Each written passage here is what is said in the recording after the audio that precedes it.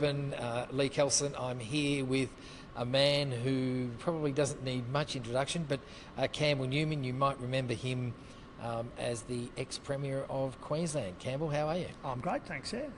And I promised I wouldn't ask you a question. Are you going to resign yet? It's just a bit of a private joke there, you know. Anyway, let's move on. Now, part of Beach City, Campbell, is that it's a no politics zone, right? So we're not Damn it. That's why I came on, because I thought that's what it was about.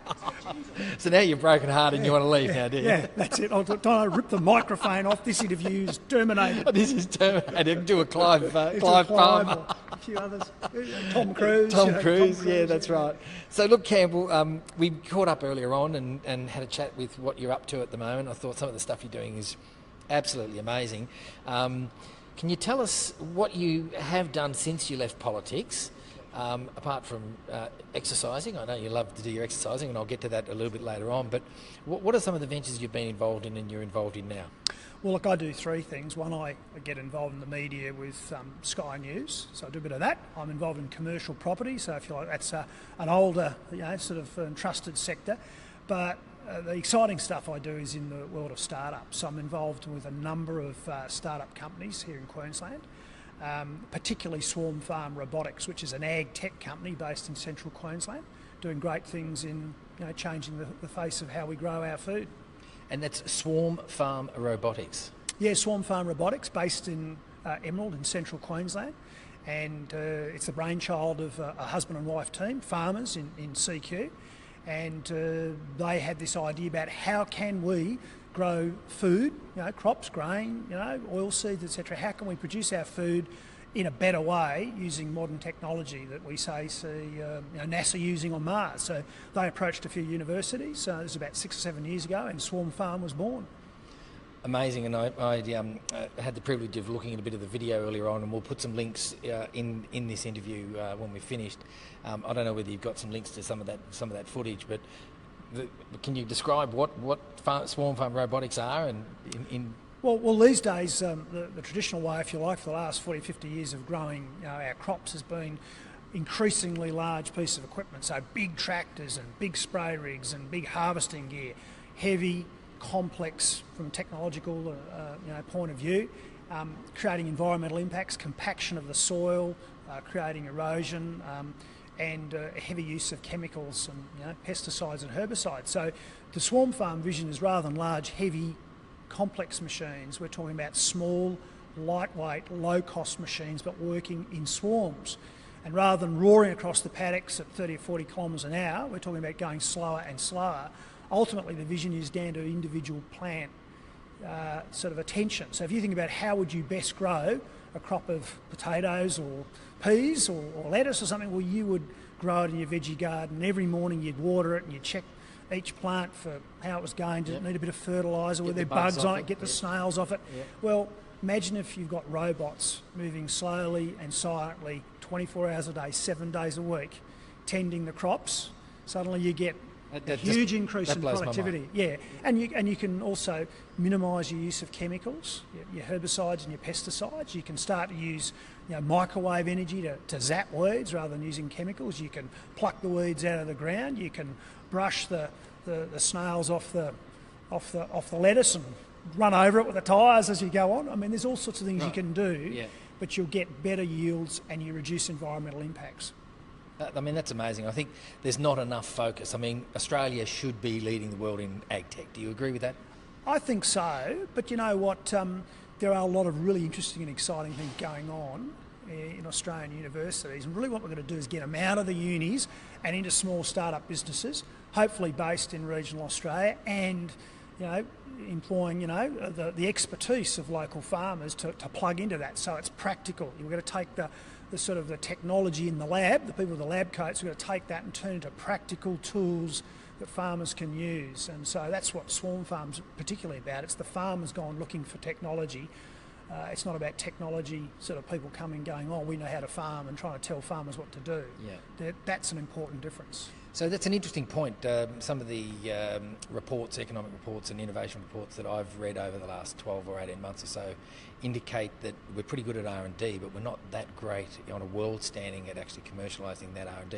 And in fact, a lot of it's locked away in those universities. You're absolutely dead right. And if I had a message to some of those politicians, it's they do need to change the way these things happen. About 18 months ago, I was really privileged to go on a trade mission to Israel.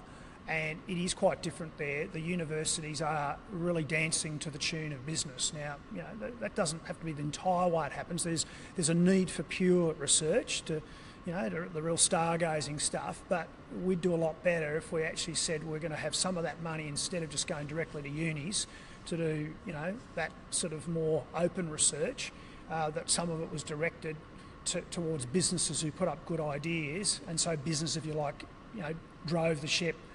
Because that way I think we'd make better progress. So probably a bit controversial for some of the unis, but Israel's doing it that way. The chief scientist has a role in Israel in picking companies to back like that, who then go to the uni and say, right, we need help. Like developing a new Wi-Fi system, high speed or something, or some sort of sensor, and that way you actually get these things sort of being produced with a commercial imperative in mind. So I'm interested, where's the development work being done on the Swarm Farm? And, what have you got, the young coders up there in Emerald working out of Emerald? Who's on the team up there? Well, we actually have 9 full-time staff. We have a professor who's at Uni of Technology in Sydney, who actually is our Chief Technology Officer. So he's responsible for the development of the product. From Sydney, but he visits every 2 or 3 weeks. But he runs the show by Skype. Every morning he meets up with them, if you like. Right, yeah. And then we have 8 or so of them on the ground, young people. So quite a few of them have located from places in southern states, Sydney in particular. Yep. They're experts in coding or mechatronics, mechanical engineering, and they've located to Emerald in central Queensland.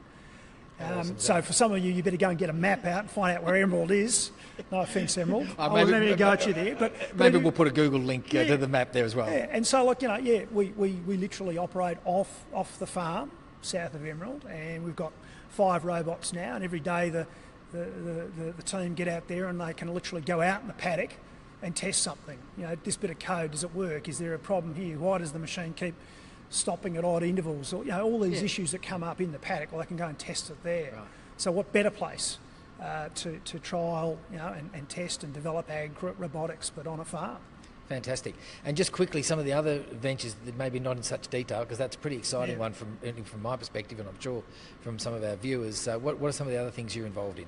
Well, there's 2 others, and I understand you interviewed Bruce Stubbs from R&R Strategics. I'm involved in some things with him. One of them is art market space. So a bloke by the name of Lee Steer wants to disrupt the way that art is bought and sold, and he's got a really great concept for revolutionising that space. And another one is Alkira software. So this is software that's being developed to help blind people use a website far more effectively to get the content out. Of course, what it does is it reads what's on the web page, but it does it in a very smart way. And if we can get this going, it's going to transform the lives of people who are blind and visually impaired. It's going to really make it far more accessible to them, and things that we take for granted are going to be far more easy for them to get hold of. So my final question for you is, given Beach City, we like to ask everybody what they do to keep themselves active and healthy. And I know that, I've been a fan of yours for a while, Campbell, so I've followed your path. I think 4 o'clock or 5 o'clock is normally your run time. Is that what's happening anymore? Don't have to do that anymore. Believe it or not, ladies and gentlemen, politicians actually have to get up early and work hard. They do, but no, I'm far more leisurely these days. About 5:45, I do, I run, I do weights, that sort of stuff. And how important it is for young entrepreneurs that are out there working hard, trying to solve complex problems, to balance that life. And, from my mind, I think Australia's got a bit of a cringe culture around the binge drinking and that culture, and I don't think that's very conducive to being entrepreneurial and solving complex problems. Would you agree with that? Oh, look, I think you just got to sort of take things a bit carefully. Moderation in all things, but you've got to have a good time. Yeah, sure. I don't know that I've ever found balance, particularly in my life. I've worked pretty hard, always just been pretty hard at it. But I think the big thing is to really enjoy what you're doing. You got to enjoy what you're doing. And the great thing about this space too is that you can pivot. They talk about pivoting in the businesses, but you can pivot in your life. You can, if that's not working, go and try something else, and just keep trying until you really you hit the big one. That you really make it work. So, and have that good time as you're going. It's that old saying: if you find something you're passionate about, you never have to do a day of work in your life. That's true. Yeah, very absolutely. true. So, favourite beach in the world? Okay. My favourite beach, that's an easy one. It's the main ocean beach on Moreton Island, just off Brisbane. So, we go camping there, and four-wheel driving and camping. It's great. So, it's just 40 kilometres of open ocean beach, just beautiful, pristine, wild. Wow. And your favourite city? It can't be Brisbane. It's your favourite city in the world?